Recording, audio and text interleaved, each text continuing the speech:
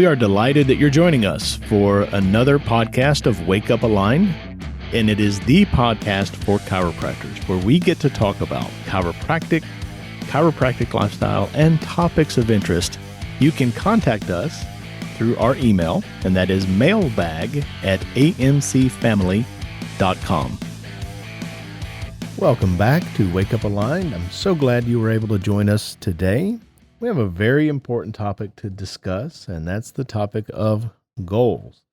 Now, I am not going to take you through all the different goal setting processes out there, but I will affirm that just about every success manual, success book, success guru is going to all have goals as part of their program. Now, there's a lot of different ways to set goals. There's a lot of different formulas on how you would want to go about setting your goals. But I am going to add 5 bullet points to goal setting and goal achievement that I have found to be very common with the members that I'm serving in my mentorship. There are thousands, hundreds of thousands of resources on goals. You could Google goals right now, probably get 1 billion results. How many books have been written through the years on goals? You're not going to lack for resources on this process, but I haven't seen a lot of resources address what I'm going to share with you, or maybe address them in one central location. My goal resource, if you are a AMC Align member, my goal resource is the goal recording made under and posted under the new member starter on the training material library. It's called Goals 1 and 2. That is an excellent recording. It really outlines goals, how to set them, what they are, how to go about this process in a very easy way, a very understandable way.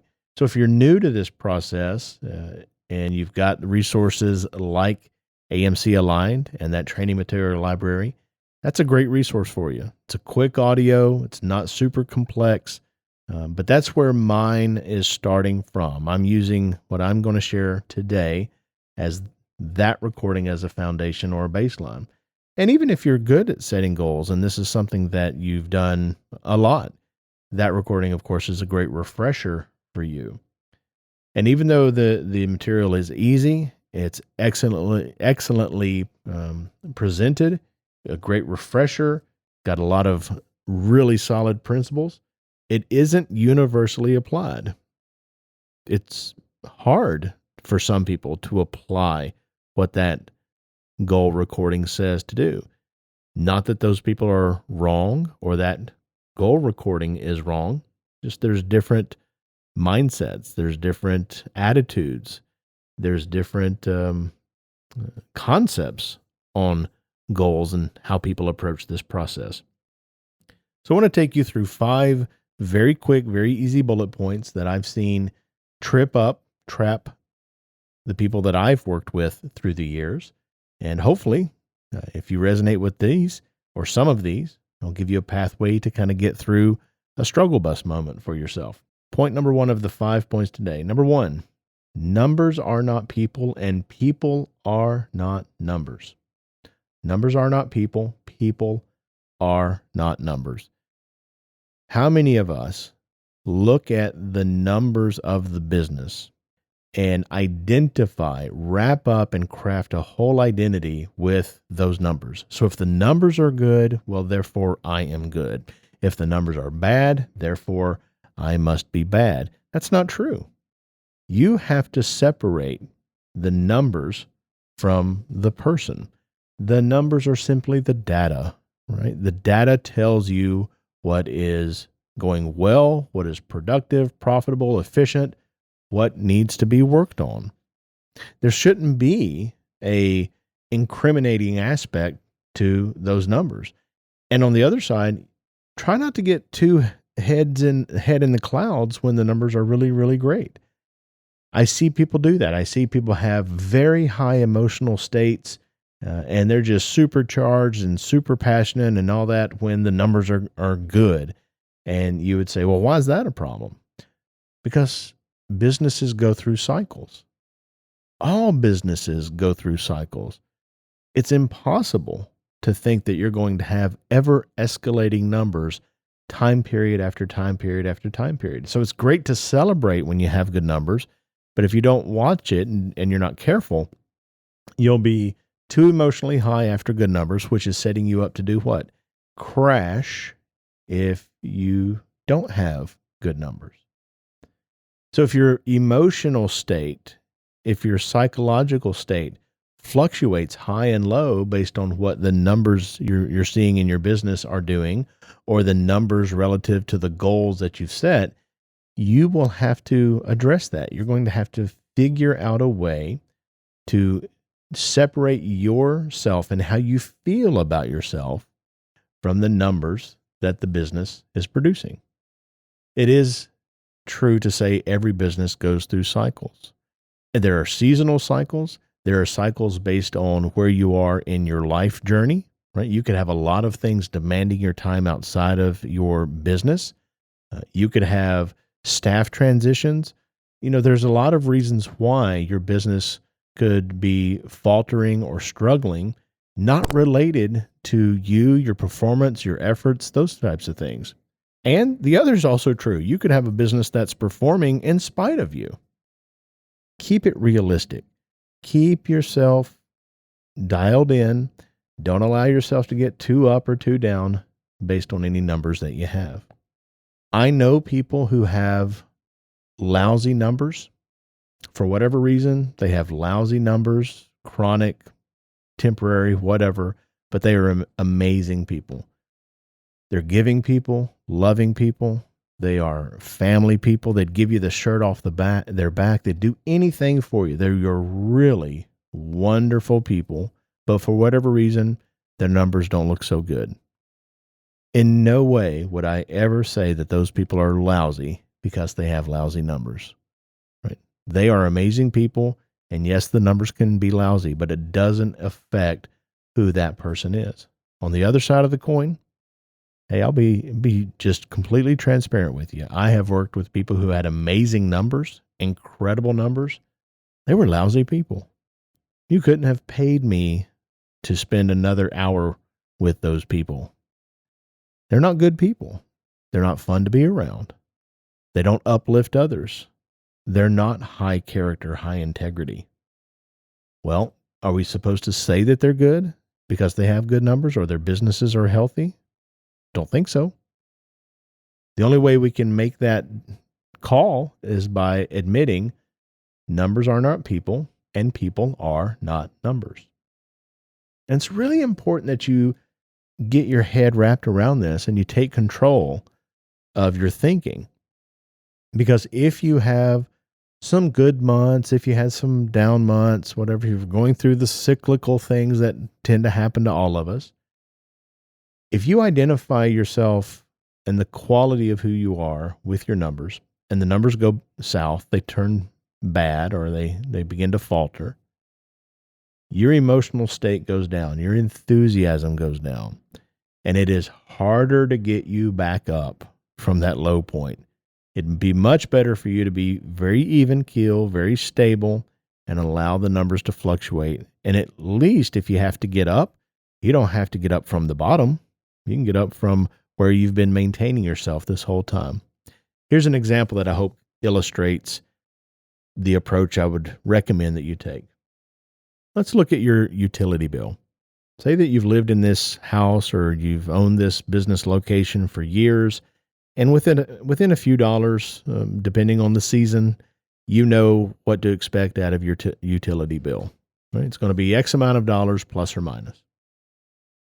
Well, you go to the mailbox, you get the utility bill, you open it up, boom, 50% higher than what is expected or norm. If you are like me, first thing you want to know is it accurate? So maybe you call the utility company, maybe you look at the meter yourself, whatever. You're going to verify the accuracy of the data. And that's a good thing to do because sometimes we make mistakes when we're recording or compiling our numbers. So number one, let's go after the accuracy. The utility bill is accurate. Yes, you used all of those kilowatts. And yes, your bill is 50% higher than what it normally is. I expect you would do what I would do. Okay, we used all the electricity. Where did we use it?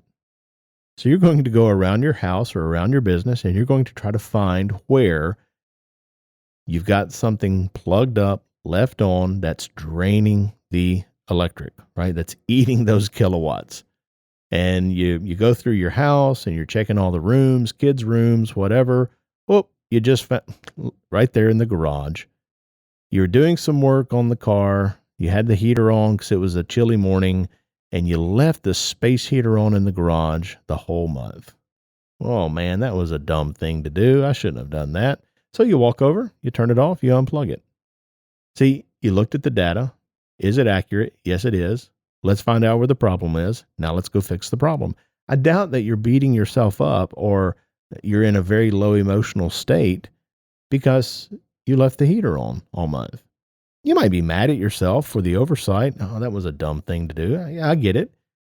But it's going to be a real temporary correction for you. It's going to be a very temporary reprimand. Once you get the heater turned off, your mind switches to, okay, well, we should be back to norm next time. See, your numbers in your business can be that way as well. Numbers are fixable. That's the great thing about the data. The numbers are fixable. And to be, it's ironic. It's kind of funny in a way, but to be frank, numbers are a whole lot easier to fix than people are. So the first point today on any goal setting exercise that you're doing, any formulas that you're following is just be aware. Number one, numbers are not people. People are not numbers.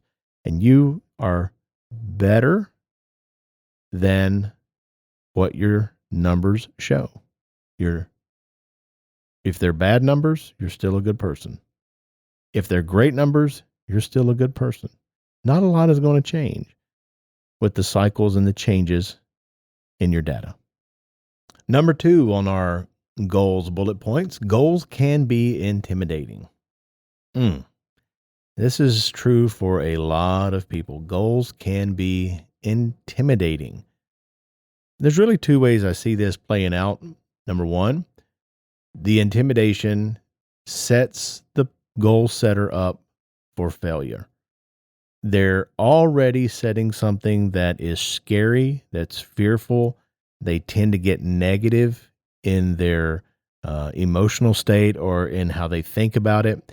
And that big goal that they're setting now, instead of something that is optimistic and positive and leading them forward, encouraging them and a motivator to do more and refine and be more efficient, it's almost like I'm dead in the water before I've begun.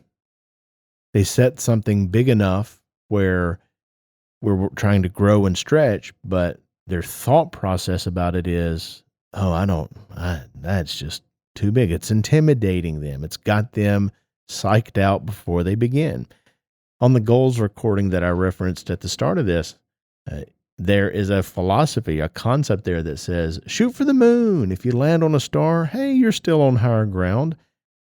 Basically, that concept is celebrate the improvement.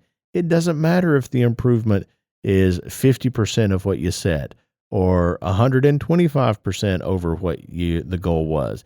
We're going to celebrate and really be positive about any improvement that we had, even if we didn't hit our goal.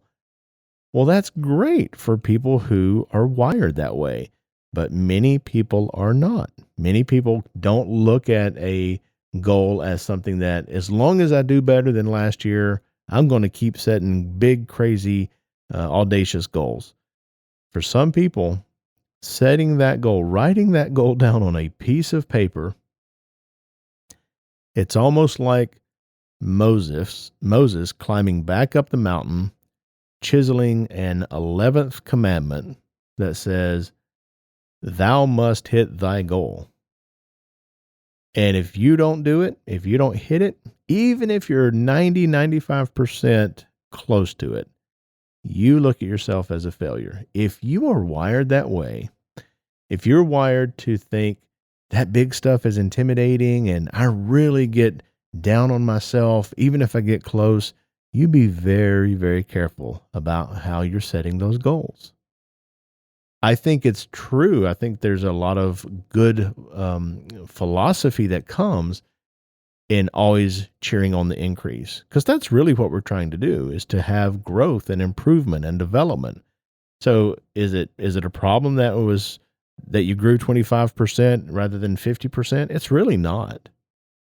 But you have such high expectations for yourself and standards for yourself that, um, uh, yeah, I grew, but it wasn't what I said. I worked with a person years ago. They set a goal to grow $125,000 in 1 year. Not a big deal. See people do that all the time. That was a big goal for that person. And they did really, really well. I was really proud of them, how they went about their year. And no year is perfect, right? They had some good weeks, some setback weeks. They had to reset themselves and dial it in, just how all of us do. Well, at the end of the year, we got to the count, and what's the tally? And they grew $100,000 rather than 125. Instead of celebrating it, instead of being happy about that, instead of being ecstatic that they grew by six figures in 1 year, they were sour and despondent and really mad and felt like a failure because they didn't hit the 125. Now, you may hear that and say, well, that's stupid. They should celebrate that. But how are you doing? Are you wired to celebrate the improvement, or are you wired to be mad at yourself if you don't hit what you set? Now, you can train yourself to be celebrating the improvement. That's a conditioned thing. That's a habit and a skill set that you can develop. I'm just telling you now, if you're wired that way, you have to be very careful about setting big goals. You don't set goals based on what you think somebody else wants, or what you have to set goals that are much more in line with where you are. The second way that goals can be intimidating is a number can be so big that it scares them. And the more they look at it, the more psyched out they become. Well, that positivity is really important when you're setting a goal and going after it, because there's going to be moments in that journey that are not what you planned for. There's going to be moments where you have to detour and you have to reset and you have to check yourself and make sure that you're, still wired in and dialed in on this. You're going to need some positivity in your life to be able to navigate those waters. If you're negative on the outset, if you're negative about how big the goal is and how scary and intimidating it is, you're going to be negative in the daily work. Is that helping you? Of course not. And it becomes kind of a snowball effect. Like you're negative one day and then they have a bad day, and now that bad day leads into a bad week. And now the numbers don't look good, and you start, well, it's even harder now because I'm a week behind. See, it starts to snowball and build up and eventually becomes an avalanche. I want to share with you a phrase and a concept that is awesome in this moment. And it's one that I learned from my mentor. It's this: yard by yard, it's hard. Inch by inch, it's a cinch. Yard by yard, it's hard. Inch by inch, it's a cinch. What does that mean? You take the big thing, the big, scary, intimidating thing, and you break it down to smaller and smaller and smaller increments until in your brain you say, well, that's not a big deal. That's easy. Anybody could do that. I can do that. See, the number is the same. We've just broken down the increments. It's more manageable when it's a smaller bite. It's more manageable when it's a daily task rather than, say, a weekly or a monthly, right? You can have a bad day. You can have a day that didn't go as planned and realize, well, wait a minute. I got tomorrow. I got the next day. I can still make up the ground. If you are intimidated by big goals and you break it down to smaller and smaller elements, you take the scary out. That's a really important thing because it helps you stay positive, especially in those moments when things really aren't going your way. So here's a very common goal that we'll hear a chiropractor make. I want to grow $100,000 in a year. Boy, that's a lot. How in the world are you going to do that? $100,000. You ever thought about what that really means? Let's do the math. Take $100,000 and you divide that by, say, 50 weeks in a year. right? You're going to have some downtime. You're going to be traveling to continuing education, whatever. You got 50 business weeks in a year. Plus, it makes the math easy. $100,000 divided by 50 weeks, $2,000 a week. Ooh, I don't know. That's still a lot. How in the world can we do that? Man, I don't know if we've ever been consistent with it. Okay. Keep breaking it down. Whittle away at it. Let's chop it down another peg or two. Work 4 days a week. So $2,000 a week divided by 4. We're basically talking about $500 a day. Well, okay, $500 a day. I know we've done that a time or two. That doesn't seem that big of a deal, but I'm still not quite sure, still not quite convinced. How many hours are you working in a day? Well, I get to the office here, and then I close, and I leave the office then. Okay, how many hours are you seeing patients? 7 hours a day. All right, what's $500 divided by 7? It's basically $70 and some change. If you have the right fee structure and the right reimbursement structure, that's essentially one patient visit in your office. Not an adjustment. I'm talking about the average of collections over your visits. So what I'm saying is growing $100,000 in a year is equivalent to one additional patient visit per hour. One sounds really big, really intimidating. The other sounds like, well, that's no big deal. Why? You've already done that. How many times do you squeeze a patient in, fit a patient in an emergency situation, go on vacation, have CEU seminars where you're, or a holiday like Thanksgiving or July 4th, where you're even closed a day and you'll work extra or see extra load the next day. See, there are many times in your day that you've already done that. You've already lived up to that minimum and quite frankly, done a lot more. So when you think about the $100,000, if it intimidates you, all you have to think about is an additional patient visit per hour. One per hour, one per hour, one per hour.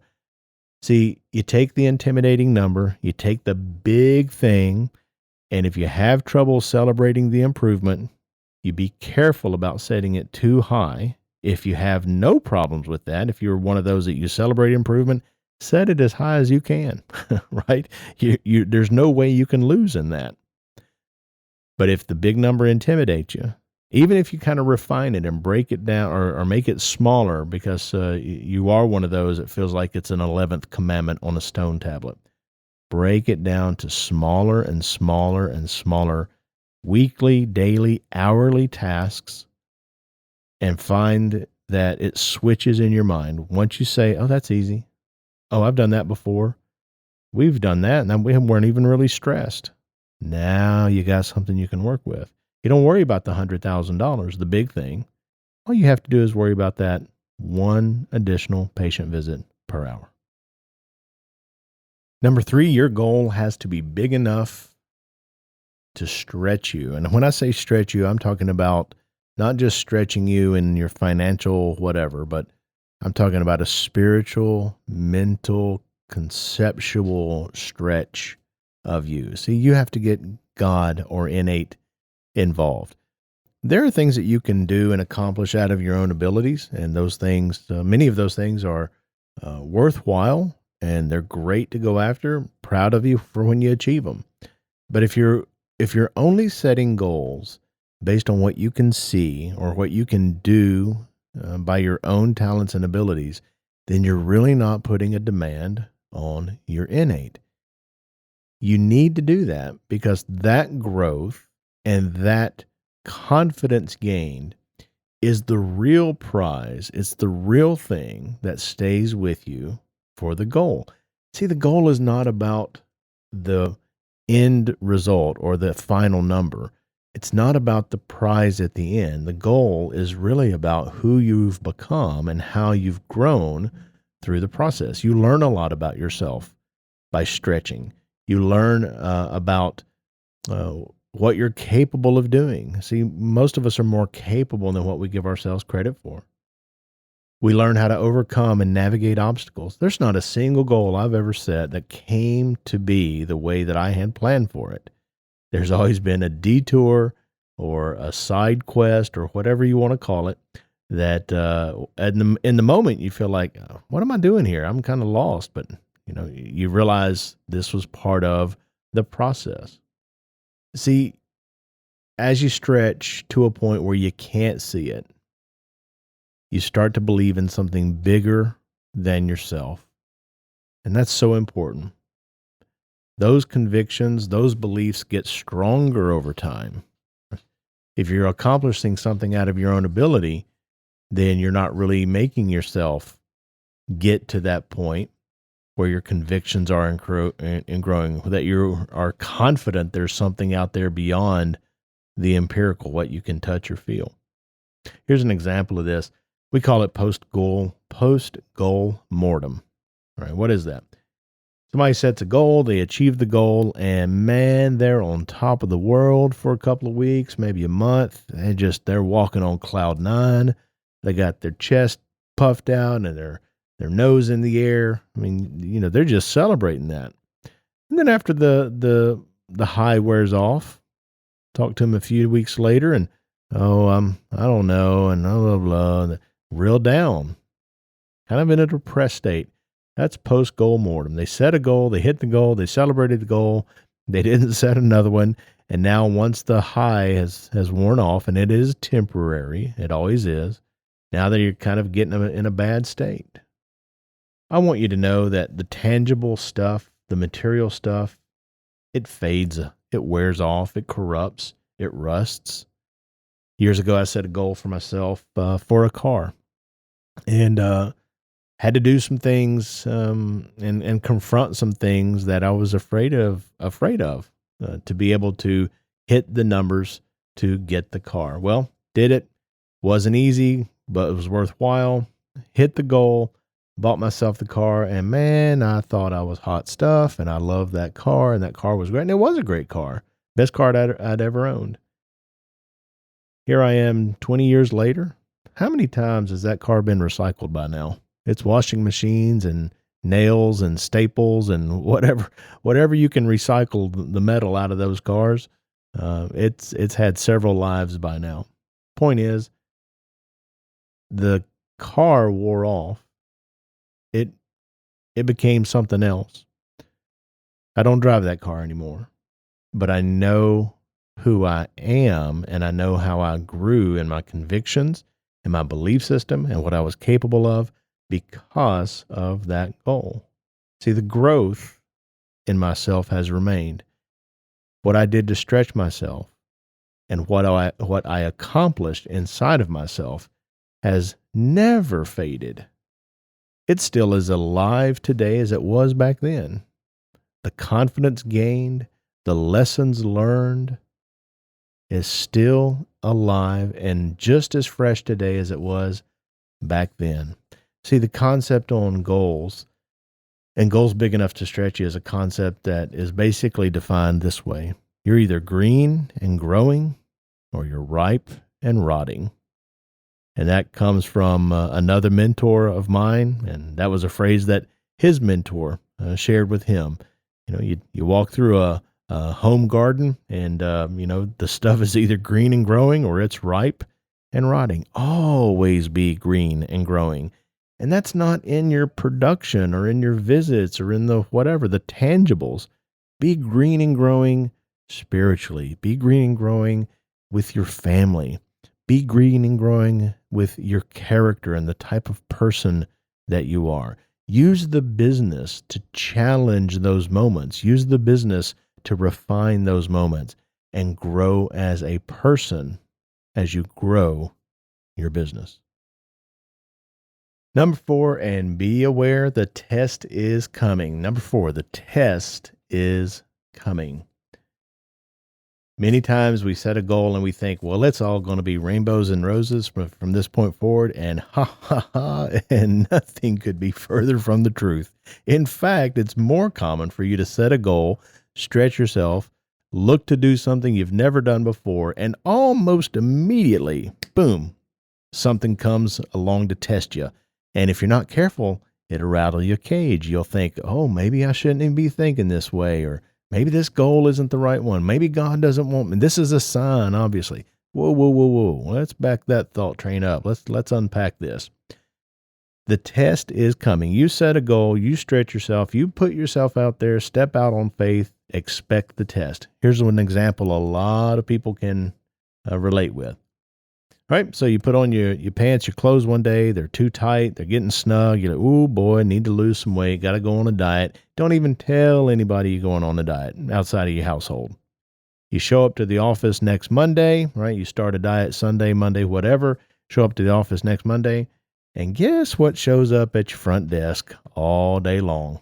Oh, yes, that's right. The cookies and the cakes and the treats and all that. Haven't had anybody drop something off for months, and well, isn't that coincidental? Yeah, that's coincidental, all right. It's not an accident. That's absolutely by design. You set out a goal to lose weight. You're going to have people offer you the stuff that you shouldn't be eating, right? Want to stop smoking? You're going to have a stressful week right around the corner. You want to stop saying the 4-letter words? Well, that's when your kids are going to act up, or you're going to be stuck in traffic. Somebody's going to cut you off. You're going to have a test. You're going to have a test that's coming. Here's one that sometimes we'll see.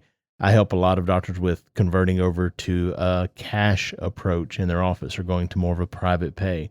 Now, this doctor's been in insurance, and no one has ever had a conversation about their insurance or insurance coverages or whatever. It's all been just like, this is just part of it. Well, they set in their head to do a cash conversion. We set a date on the calendar. We start working towards that event. About 2 or 3 weeks before the D-Day, before the deadline on that event, when it's going to transition over, all of a sudden, all the patients start talking about the insurance. Oh, doc, I'm so glad you're in my insurance. If it wasn't for that, I don't think I'd be able to come in. Doc, your care's so expensive. I sure am grateful. I sure am blessed. I've got that insurance coverage. Oh, doc, I'd like to get my sister in here, but I'm not sure you're in her network, and she needs to verify before she'll even make the appointment up. And you get all these conversations you never had before. Nobody except you and the staff know that you're making the transition. Why is that? It's the test. The test is here. The test is here. And if you're not careful, you start to have doubt in your mind. Remember what we said earlier about negativity and doubt and all that? That doesn't help you achieve your goal. That is an extra burden to pack as you're working towards your goal. So now you have doubt. Should I be doing this? Is this the right thing? Maybe this is a sign, and blah, blah, blah, blah. The test doesn't mean you're on the wrong path. In fact, the test means you're on the right path, especially if it's big enough or intimidating enough, right? You're about to have a moment where God's going to say, are you serious? Are you serious right now? If you are, let's find out. Lahoma, a friend of mine, has said it beautifully. I love this phrase. You never let the test of you define what's best in you. Never let the test of you define what's best in you. Isn't that great? So you look at the test for what it is. That test is not defining me right now.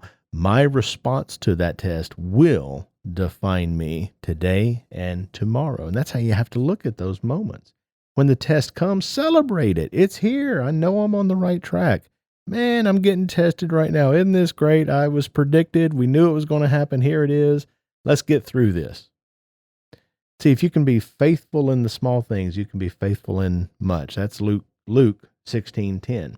Now, that verse is talking about a different context in that. But I love the concept that if you can be faithful in the small, you'll be faithful or found faithful in the much. What does that mean? If you navigate the test, if you overcome the test, if you compete for that moment to improve during the test, you have just taken a tangible, big step towards the larger goal, right? Faithful in the small test, you're going to be found faithful in the bigger goal. That's how you have to look at these. But don't sit there and think it's all going to be easy. It's all going to be, I've got it all figured out and sketched out on my pad here. I know all the numbers. Promise you this, the test is coming, and your response, not reaction, your response to that test is going to determine whether you are going to hit this goal or have a chance of hitting this goal, or whether you're not. All right, number 5, got to get innate involved. Got to get innate involved. Now, when we say innate, what we're talking about is you putting a demand on your innate, your creative spirit. You don't put a demand on that with pressure and stress. In fact, the best way to put a demand on that is not have no pressure, have no stress with it, but you put a constant demand on it. You keep feeding yourself. We can do this. This is the goal. You keep knocking at that door, and you just put that demand on your innate every single day. See, if you don't do that, this is real critical, because if you don't do that, you're going to be denying yourself the most powerful tool possible as you stretch and strive to achieve the goal. Every goal I've ever set for myself came about a different way than I planned, right? I didn't know that we were going to have a marketing event fall through there. I didn't know we were going to have a staff transition. I didn't know I was going to check out for a month and just not have a good attitude. And none of those things were predicted when I was putting my strategy together. But in the moment, the detour showed up. The obstacle showed up. Well, if I'm not putting a demand on innate, I am denying myself creative flashes, creative thought, ideas, things that help me overcome, navigate, whatever, and work around the setbacks that are in front of me. When you look at that, when you look at the goals that you've accomplished, and you look at them retrospectively, you'll find that you have the similar type of pathway. It didn't come about the way that you thought. In fact, you'll say, "Wow, my goodness, I had all that stuff going on there in the middle. How did I get through that?" It's almost like you did it without an awareness that you were doing it. See, you didn't think about it. You didn't stress about it. You didn't overplan it. You just said, "This is what I'm going for." And you kept that demand on your creative spirit. It's the most powerful tool you can have in those moments. I'd rather be connected into creative spirit when things are not going well than deny access to that. Think about your own GPS or your sat nav in your car. If you're going on a trip and you're only on main roads or roads that are ones that you know about or you're very familiar with, you don't even turn on the GPS. You don't even do the Google Maps. What about that road that you're on that you've traveled a lot or you're very familiar with, and there's a detour up ahead? Well, maybe now I'll turn on the sat nav. I'll just follow the signs. Oh, but that now leads to a side road. Now we've got some unmarked roads, some gravel roads. Wait a minute. Gravel roads? Yeah, buddy, I'm going to turn on this GPS. I got to make sure I'm on the right track. That is what we're talking about here. That's what it feels like in real time. This path, this journey to the goal will not be straight. It's going to be meandering. It's going to be changing. It's going to be challenging. And that is by design. See, the goal and the real treasure of what we accomplish is how we're changed inside, not what we achieve on the outside. Napoleon Hill, in his book, has a chapter on accurate thinking. He does a great job of talking about how this creative spirit is all around us, and we tap into it. I'd recommend that you get his book, or you at least search out that chapter, read it for yourself. And the best thing that I can suggest to you, recommend to you, to put a constant demand on your innate is have a token, a reminder of your goal. You want a certain type of car, go out there and buy a key for that car. Doesn't have to fit the car. Got the emblem on it or a key fob. You want a baby? Go out there and buy some baby clothes. Hang them in your closet. Hang them where you can see them every day. Have to contend with them. You want a boat? Buy the rope that ties the boat to the dock, right?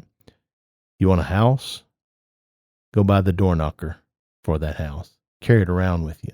Put it in your purse, or carry a picture with it. Put it on your mirror. Constantly surround yourself with the tokens of that goal. And your creative innate will say, well, if this person bought a key, I better get the car for him that key fits. And it works. In fact, it works so well, it's almost scary how well it works. I've used that myself. Other people I know have used that. You can use it too. Like I said when we started, this isn't an exhaustive how you're doing on how you're going to set goals. This is a different process for a lot of people. We just had a Depth and Genius at our summit weekend where we outlined goals in a different way, and I really appreciate what Dr. Tara brought to that. You can find that recording under the Depth and Genius tab in the training library. I just wanted to get this out there for everybody, whether you're in AMC aligned or not in AMC aligned, because these 5 areas are areas where I see a lot of people get tripped up and really just throw in the towel on their goals. And it doesn't have to be that way. Have yourself a great rest of your day. Make the best week possible, and we will be back next week. God bless. And one more thing before we go. If you're a chiropractor who's searching for a better way to build a more sustainable, low-stress practice, then you can contact us at amcfamily.com. You can schedule a discovery session, or you can access any of our free content, webinars, podcasts, and the like.